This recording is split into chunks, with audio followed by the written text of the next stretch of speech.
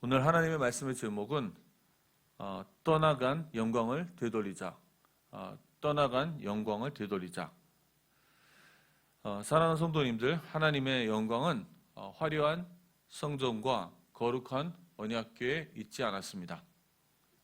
하나님의 영광은 성공한 그리스도인에게 있는 것이 아닙니다. 하나님의 영광은 오직 회개하며 하나님의 말씀을 순종하는 자의 삶 가운데 머무십니다. 누가 하나님의 말씀에 순종할 수 있습니까? 자신이 죄인임을 철저하게 인정하고 그리스도의 십자가로 제사함 받은 것에 감사하며 그 은혜와 사랑에 감사하며 하나님만을 사랑하며 그분의 말씀에 순종하는 자입니다. 사랑하는 성도님들, 이런 자만이 하나님의 떠나간 영광을 되돌릴 수 있습니다. 첫 번째입니다. 예견된 결과입니다. 예견된 결과입니다. 12절과 17절에 관한 말씀입니다. 하나님은 항상 말씀하십니다.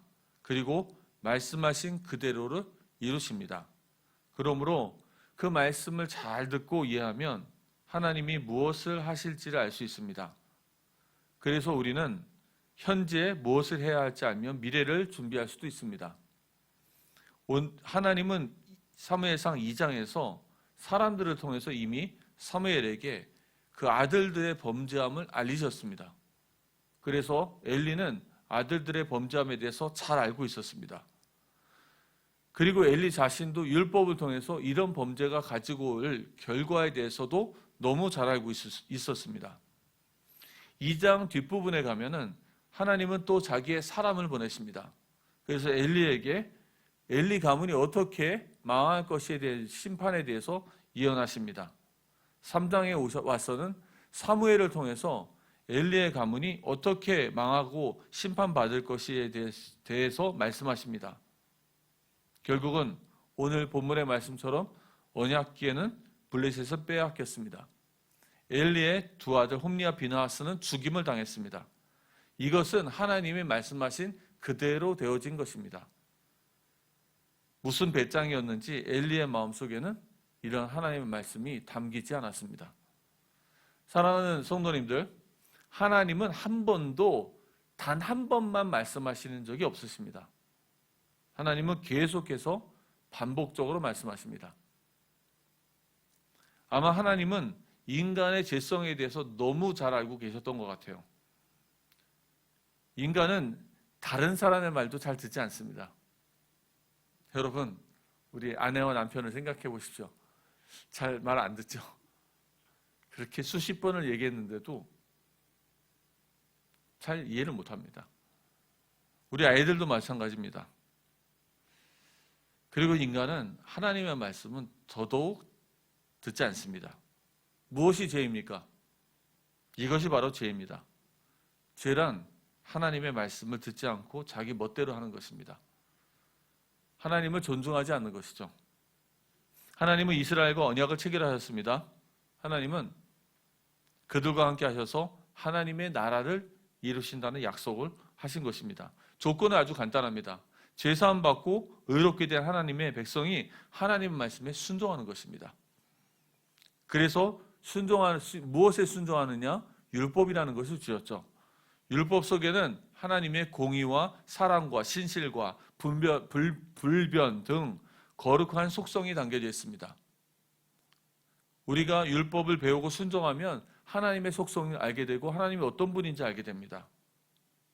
율법을 지킴으로 자기의 의를 드러내려고 하는 것이 율법주의입니다. 그러나 율법 자체는 거룩하며 우리를 거룩하게 인도해주고 거룩하게 만들어갑니다. 하나님은 구약을 통해서 수백 번 같은 얘기를 하셨습니다. 이 율법에 순종하라. 이 율법을 순종하면 내가 너희와 함께 있고 너희는 이 땅과 구별된 거룩한 존재가 될 것이요 너희를 통해서 내가 내 나라를 이룰 것이다. 그리고 너희를 통해서 이방 민족을 구원할 것이다. 그런데 이스라엘은 하나님께 순종하기를 계속 거절합니다. 그래서 그들은 하나님의 심판을 받게 되었습니다. 북이스라엘은 기원전 722년에 아수르에게, 남유다는 586년에 바벨론에게 멸망을 당합니다. 이것은 예견된 결과였습니다. 오늘 이스라엘이 언약궤를 빼앗기고 4만 명이나 죽게 됩니다. 홈리와 비나하스도 죽습니다. 이 모든 사건들은 이미 명약 관화라고 하죠. 불보듯 뻔하게 예견된 결과였습니다. 오늘날도 마찬가지입니다. 하나님께 순종하지 않고 자기 멋대로 산다는 것은 그것이 바로 죄인 것입니다. 결국에는 하나님을 대적하고, 죄인의 결과는 하나님을 대적하고 영적으로 육신적으로 타락하게 됩니다. 하나님 자체가 거룩하기 때문에 그분의 말씀을 듣지 않으면 사람은 100% 타락하게 됩니다. 그리고 그 본인의 행위에 대한 심판을 받게 됩니다. 심판은 죽어서도 받지만 이 땅에 살아있어서도 받게 됩니다. 그러므로 성경은 우리가 세상에 성공한 사람들을 부러워하지 말라고 이야기합니다. 성경과 하나님을 잘 안다면 심판은, 모든 것들은 예견된 결말입니다. 사람이 강팍해서 그것이 마음에 담기지 않을 뿐입니다. 두 번째입니다. 18절과 22절에 보면 어리석은 엘리와 며느리에 대한 얘기가 나옵니다. 엘리도 어리석고요, 며느리도 어리석습니다. 이렇게 하나님은 계속 반복적으로 지속적으로 똑같은 말씀을 하고 계십니다. 그런데 하나님의 말씀이 들어가지 않습니다. 제가 저희 아내와 오랜 동안 갈등하면서 아내가 했던 얘기가 어느 날 제 귓속에 들어오더라고요. 어느 날 제 귓속에 들어오면서 보니까 그 얘기를 한두 번 한 게 아니었어요. 엄청 많은 시간을 얘기했는데 제가 들어오지가 않은 겁니다. 어떻게 보면 제가 교만해서 듣지 않은 거죠. 마음이 강팍했던 것입니다. 사랑하는 성도님도, 우리 안에는 자신의 계획과 자신의 생각으로 가득 차 있기 때문에 남의 말조차 제대로 들리지 않습니다. 심지어는 하나님의 말씀은 더욱 말할 것이 없죠. 우리는 말도 잘합니다. 지혜 있는 것 같습니다. 그러나 하나님을 경외하지 않았습니다. 하나님 말씀을 듣지 않는다는 얘기입니다. 성경은 이런 자를 어리석은 자라고 이야기합니다. 엘리는 도대체 무슨 생각을 하고 있었을까요? 엘리는 하나님의 괴를 걱정하고 있습니다. 그래서 제가 젊었을 때, 어렸을 때 이런 말을 보면 야, 엘리도 하나님 되게 사랑한다 라고 생각을 했었어요. 그러나 엘리는 하나님의 괴를 걱정할 게 아닙니다. 엘리가 걱정할 것은 하나님의 말씀대로 임할 그 심판과 자기 가족에게 임할 결과를 두려워했어야 합니다. 그는 회개했어야 합니다. 엘리의 며느리가 하는 말이 무엇입니까? 마지막 절에 보면 하나님의 괴를 빼앗겼으므로 또 영광이 이스라엘에서 떠났다 하였더니, 엘리의 며느리 하나님의 괴가 빼앗겼으므로 영광이 이스라엘에게서 떠났다고 선포합니다. 그런데 하나님의 영광은 이미 오래전부터 이스라엘에 떠났습니다. 하나님의 괴가 빼앗긴 것은 영광이 떠난 결과일 뿐입니다. 우리는 무엇 때문에 슬퍼하고 무엇 때문에 걱정하고 있습니까? 많은 이들이 교회가 무너지면 교회당이 건물로 넘어갈까 걱정합니다. 작년에 저희가 교단을 바꾸는 과정에 있어서 많은 일이 있었죠. 남아있는 많은 교회들이 교회를 지키려고, 중직자들이 교회를 지키려고 남았습니다. 그렇다면 교회를 지킨다는 게 무엇일까요? 교인 이탈, 그리고 교회당, 이걸 지키려고 남아 있었어요. 그러나 진짜 지켜야 될 것은 그것이 아니고 하나님의 말씀입니다. 진짜 지켜야 될 것은 교회의 거룩함인 것입니다. 더욱 두려워야 될 것은 교인들이 떠나는 것이 아니고 하나님이 우리와 함께하지 않는 것입니다. 누가복음 23장 28절에 보면 예수께서 돌이켜 그들을 향하여 이르시되 예루살렘의 딸들아, 나를 위하여 울지 말고 너희와 너희 자녀를 위하여 울라. 우리가 하나님과 예수님을 위해서 걱정할 필요가 없다는 것입니다. 오히려 불순종과 죄로 임할 저주로 우리 자신과 자녀를 위해 애통하며 회개해야 하는 것입니다. 우리는 무엇이 중요하고 무엇이 본질인지를 놓치고 무엇이 진짜인지를 놓치고 살고 있습니다. 많은 부모들이 자녀의 직장과 결혼을 위해 걱정하고 있습니다. 그런데 자녀들이 회개하지 않고 자기 중심대로 사는 것에 대해, 예배를 놓치는 것에 대해 안타까워하지 않습니다. 이런 모든 것들이 이미 우리가 영적으로 혼미하고 어리석은 상태에 있음을 보여줍니다. 우리의 신앙이 입으로는 복음을 말하지만 너무 세속적이고 너무 이기적이고 너무 반지성적, 미신적인 신앙이라는 것을 보여주고 있는 것입니다. 오늘 말씀을 맺겠습니다. 결론과 실천입니다. 떠나간 영광을 되돌려야 합니다. 떠나간 영광을 되돌려야 합니다. 이런 이스라엘과 엘리 가문의 모습은 전형적인 구약의 모습입니다.